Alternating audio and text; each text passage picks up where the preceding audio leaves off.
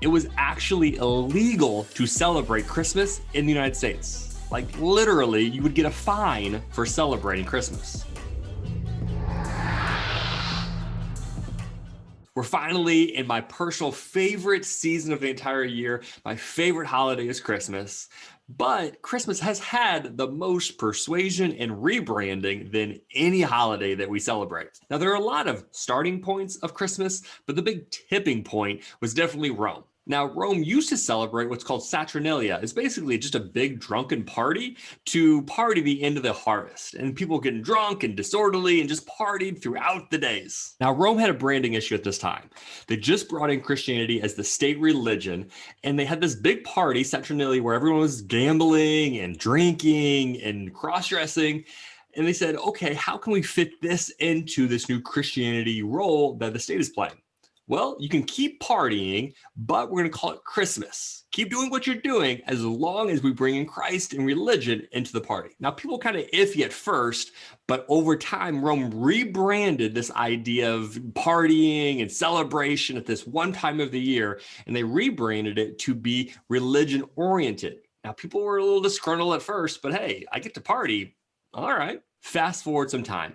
Northern Europe is celebrating Yule.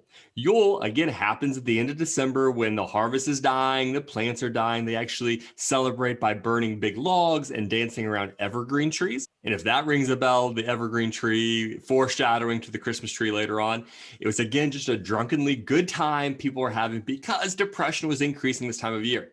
Again, the government stepped in and said, hey, if you're going to get drunk and disorderly, there has to be a reason for it. Again, rebranding it to religion and Christmas. And again, this wasn't a difficult rebrand, as you're saying, I can keep getting drunk and having a disorderly good time, and I just have to change the reason behind the holiday. I'm in. Now, fast forward to the United States. It was actually illegal to celebrate Christmas in the United States. Like literally, you would get a fine for celebrating Christmas. So why was it illegal in the United States? Well, when Puritans came over to the United States, they left seeing what London was doing for Christmas, and they were getting drunk and disorderly and causing issues and saying, hey, we don't want that over here in the United States. And then we give a shout out to the immigrants. Over time, immigrants brought in more and more of this Christmas spirit. Over time, these fines and issues went away as immigrants came into the United States and said, no, let's bring back Christmas. Fast forward again to the early 20th century, and one of the most branded companies in the United States reinvented Santa Claus. Now, Coca-Cola was going through a PR issue. They were in a little trouble because maybe they were putting actual cocaine into their drinks, and people were upset. Hey, why are you putting cocaine in my soft drinks? Prudes. So to combat this crisis, they reinvented Santa Claus. The Santa Claus that we know, the visualization of Santa Claus. Now, they didn't create Santa Claus, obviously, but the visual image of Santa Claus that we use today, the big jolly fat man with the big red suit and the big white beard, that red specifically associated to the color of Coca-Cola, that imagery that we have of Santa Claus right now is because of Coca-Cola. And that campaign is arguably one of the best PR campaigns of rebranding ever.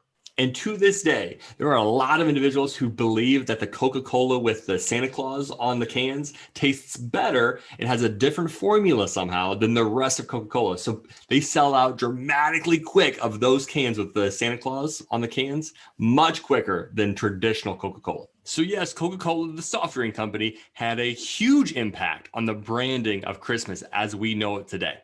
Now, they haven't stopped there. Other organizations are obviously leaning more into Christmas. So how can you use it today? The big thing is scarcity. How can we build in this idea of scarcity? Christmas is a finite time of the year. This is the time to spend the money on food and events and lights and decorations and presents and et cetera, and et cetera, et cetera.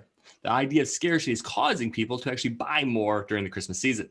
The other is family. How can we connect? Hey, give us your money, share money for more family engagement, more family traditions, family emotions, family togetherness. And look at any commercial, whether that be on Instagram or TV, they fall into one of those two categories. Do they either fall into scarcity, buy now, Christmas time, or do they fall into the, hey, family connection during the holiday season? So my question for you down in the comments, what have you noticed persuasion-wise when we come into the holiday season?